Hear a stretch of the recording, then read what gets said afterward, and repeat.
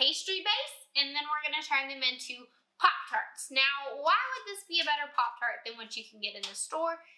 It's gonna have a little bit less sugar. You can control what goes in it. It's not gonna have as many preservatives, and we're gonna show you some fruit filling ones, and it's gonna taste much better and have 100% fruit inside of it with minimal added sugar. So, what you're gonna need first is you're gonna need 2.5 cups of flour in your bowl. So I'm gonna show you one measurement of flour just so you can kind of see. So you want a dry measuring cup, and then you're gonna want something to level it off with.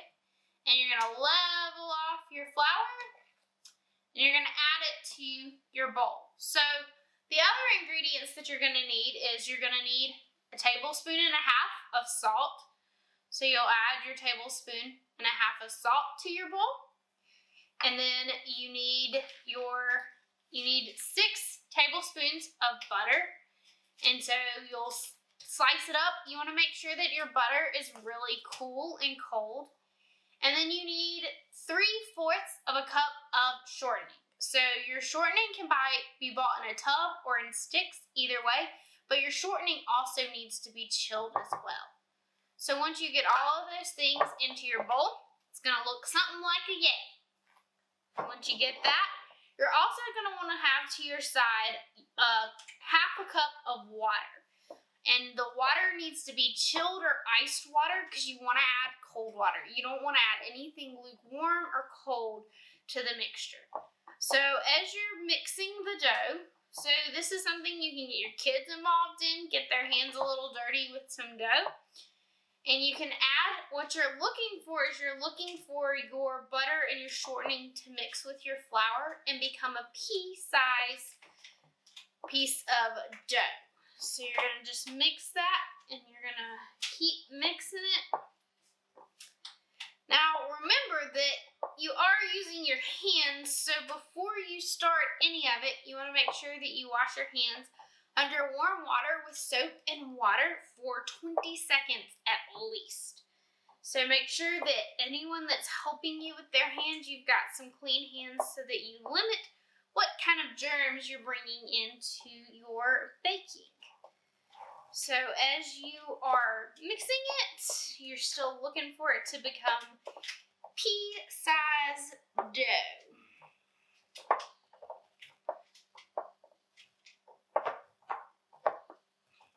So it's going to look a little bit like something like that. Once you get the pea-sized dough pieces, you're going to add your water. Now, anytime you're adding liquid to dough, make sure you add a little bit at a time, because if you add too much, you could mess up your ratio. So you're going to add a little bit of water at a time. You're adding 1/2 cup is your ultimate goal, but you're just going to add a little bit at a time to get your pastry mixture.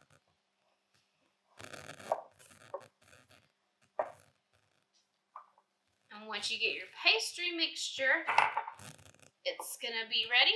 Now you can roll this up and it can store in your fridge like this. All this is a pie crust. So it can be your pastry base, it can be a pie crust base, anything like that. But we're going to use it as our Pop-Tart base and our Pop-Tart tops. So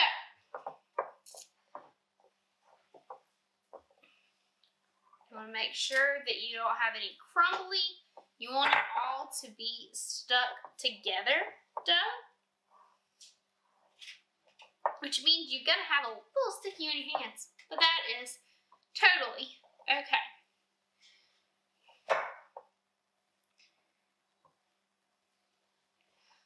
So it's going to, once you can form a ball with your dough, it'll be ready for us to roll out, and then we're going to talk about what fillings can look like inside of your tasty homemade Pop-Tart. So the next step that we're going to do after you've gotten your dough balls all ready to go, so they're rolled up and they're ready, right before we roll them out, we're going to go ahead and make our filling. So we're going to do a mixed berry filling because guess what? It's blueberry season, so you can at least have blueberries. But you can choose any filling that you want. So you can put blueberries in it, you can put blackberries, just raspberries, you can put chocolate, cinnamon. So I'll show you what some of those look like completed, but I'm going to show you how to make the berry one. So you're going to put your berries in a strainer, wash them really good, and then you're going to just dump them into a bowl. Once you have them in the bowl, you're going to just mash them. So a fork will mash them just fine. You just want to get the berries mashed up so that you kind of have a liquidy consistency with your berries. So if you mash, you can also stick them in your blender to get them blended real quick. But you're really not wanting a fine mash. You're just wanting something that's rough so that you just get the juices started and you can mix into a paste, because you're going to want more of a paste when you're filling the middle of the Pop-Tart. So it's going to take you just a second. Get all those berries nice. Now, why is it good to make the Pop-Tarts with the berries? It means that you have less added sugar and a whole lot more of just the natural benefits of the berries.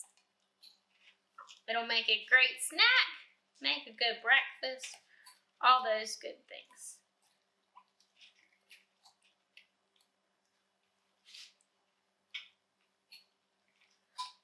So you're looking for a consistency about like that.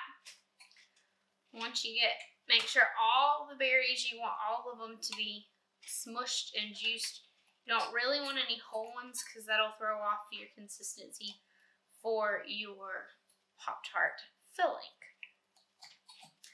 So once you got all that mixed, there's a few things you're gonna need just a tiny bit of. So flour is one. You need just about a tablespoon of flour in the filling, and then just a little bit of sugar, or if your berries are sweet enough, you cannot add any sugar at all. So about a teaspoon of brown sugar, and then just a little small, about a teaspoon of vanilla extract are the three things that you're going to add to whatever that filling is that you choose. So whether that be the raspberries by themselves, the blackberries by themselves, or just those nice juicy blueberries or strawberries that are starting to come off the bush. This is about what you're looking for that consistency to look like. So once we have our filling ready, which this is our wild berry, blueberries, raspberries, and blackberries with a little bit of flour and a little bit of brown sugar, we're going to roll out the dough, the pastry dough. You're going to want to roll it out. You can either do it on a pastry mat, or if you have really cleaned your countertops before you start, really get them clean, and then you're going to roll the pastry dough out to about 1 inch thick. Try to keep it as square as possible because you're going to want a little bit more square so that your Pop-Tarts are square. Once you get it all rolled out, make sure you give yourself plenty of room. There are a few tools you need. So to do this, you want to make sure that you flour your countertop so that your dough doesn't stick to your countertop. And then you are going to need a rolling pin. You can also use a glass if you have a sturdy glass. Just be careful with using glass. But rolling pin, this is a stone rolling pin, but you can also use wood rolling pins, whatever you've got. Or you've got pastry rolling pins, all kinds of different options. And then you're going to want a pizza cutter. And so your pizza cutter is going to give you the squares of what? So the first thing you're going to do is cut your dough into where you have a perfect square. And then you're going to cut it. So remove those pieces. Just put them in your other stash because you're going to come back and you'll probably have 2 or 3 times you roll out. So you're going to cut them as big as you want your Pop-Tarts to be. And then make sure that you stick to the same sizing for your Pop-Tarts. So, for example, that's about what size you want it to look like. So then you can place it on your next one to cut your next row. Same thing. You may get 2 or 3 rows out of each roll that you do. And then you're going to cut them into squares. And you want them to be very similar in size because you are baking. And so anytime you bake, you want them to be about the same size, because if things are not the same size, then they're not going to bake evenly when you're in the oven. So I'm going to show you what we do next. You want even amounts because you've got to have a top and you got to have a bottom. So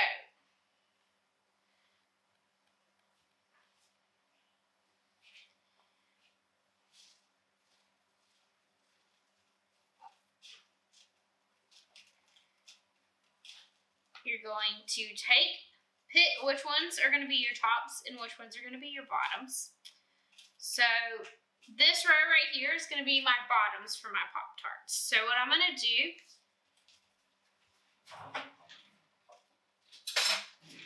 is have a larger spoon to be able to fill your center. You're going to take your spoon, and you're just going to put a line of your filling kind of towards the center, and as far to the edge as you want, but remember you got to create a seal on it. So you got to create a seal.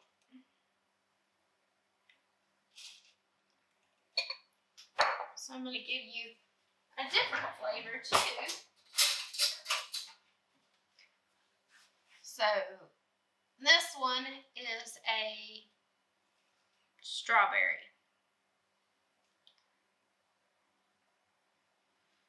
So they're going to be a little bit different colors just based on what you put in it. So once you get your filling in, you're going to take your top part and you're going to place it over and kind of create a seal around the part of the Pop-Tart. I'm just going to create a small seal around the part of the Pop-Tart. Small seal. That one's going to have to roll back out because it had a hole, and you really don't want a hole because that's going to not create that tight seal that you need. And this one didn't quite do it either, so what we'll do, just take a little bit of your dough and just patch it together, and it works just fine. Now, once we've done that with our Pop-Tarts, our next step to our Pop-Tart is to give it a little bit of an egg wash. So, these are totally vegan right now, so we're going to keep them a little vegan for those people that like eating vegan friendly. So, to make a vegan friendly egg, you can take a tablespoon of flaxseed with 3 tablespoons of water, and you get a flaxseed egg. So, we're going to dip our brush into it, and we'll brush it just right over the top. This is going to help give it that golden finishing touch that we are looking for with our Pop-Tarts. So try to get it as spread out as you can. Spread out as you can.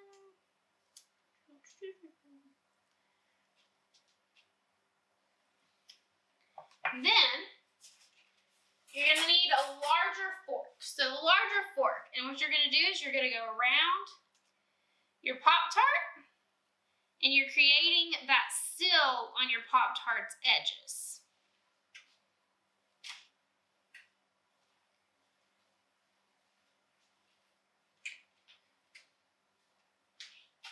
So once you got that all done, you're going to carefully lift it up and transfer it onto your pan.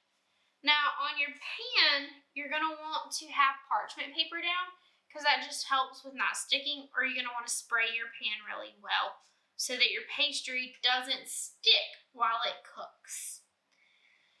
You're going to also, as you've gotten started, want your oven to be preheating to 350 degrees, and then your Pop-Tarts will cook for about 22 minutes is how long it'll take your Pop-Tart to cook and be a finished Pop-Tart for you to enjoy. So once you've gotten your Pop-Tart cut, you can either use an egg wash, which some of my Pop-Tarts are going to be, or you can use a flaxseed egg wash. And so to make a flaxseed egg wash, you take a tablespoon of flaxseed to 3 tablespoons of water, and then this also has a little bit of milk in it. And that helps these Pop-Tarts stay totally vegan friendly. So what you're going to do is you're going to take your pastry brush. Redo it. You have to say almond milk or something. What did I say? You said milk. Oh. So if people say milk, like they're going to be like, it's not vegan. Oh, sorry. I guess I just, okay. Since you were saying vegan, I didn't want you to get messed up. So I just think milk, and that's where my mind goes. Yeah, that's not where everyone else goes. Go. So once you've gotten your pastries cut out to the Pop-Tart size that you want your Pop-Tart to be, we're going to then do an egg wash before you put your filling in. So you can either use a regular egg wash, which is just eggs beat up with a little bit of milk in it, almond milk in it. Or you can use flaxseed to totally keep these vegan. So it's got a tablespoon of flaxseed, 3 tablespoons of water, a little bit of almond milk to make your egg wash. So what you're going to do is take your pastry brush, get it on there, and you're going to put it on just your bottom pieces for now. And what this is going to do is that's when you put the top pieces, it's going to help to seal your bottom and your top piece together. Once you get all those done, you're then going to take your filling and you are going to put your filling kind of in the middle, just as far as you want the Pop-Tart. Some people like that Pop-Tart crust, or you can make it to where you have very little Pop-Tart crust. However you would like to see it go. Then we're going to add a little bit of our cranberry one to one of them. So this is just total cranberries, nothing else except a little bit of flour in it to help give us not such a runny consistency. Then this one is our peanut butter banana. So I have a peanut butter banana Pop-Tart. So you can kind of make your fillings to whatever somebody wants them to look like. And then once you do that, you're going to put your pastry on top and kind of still around that puddle you've got of your filling.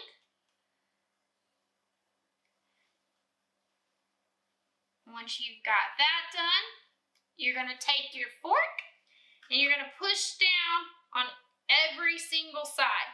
Now this is really important to do because this is what's going to help keep your filling in while it cooks. And if it gets a little sticky, just put it in your flour as you go around. That'll help it not stick to it. So once you get that all down,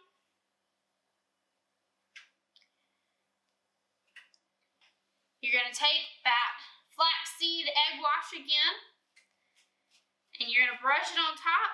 This is going to help to create that golden color that you're looking for when it finishes cooking. So you're going to thinly spread it. If you get a little chunks, make sure you spread those out. You don't want it to be too stuck together. Once you get that pastry, you're going to set it on the pan with the other ones. And then important, before you put it in the oven, make sure you poke holes over the top of it. This helps release some of it, and it allows for that Pop-Tart to fully cook. Now your Pop-Tarts are ready to go in that preheated oven that is at 350 degrees for 22 minutes. So stick them in your oven, and make sure you set a timer so you don't lose track of how long they've been in the oven.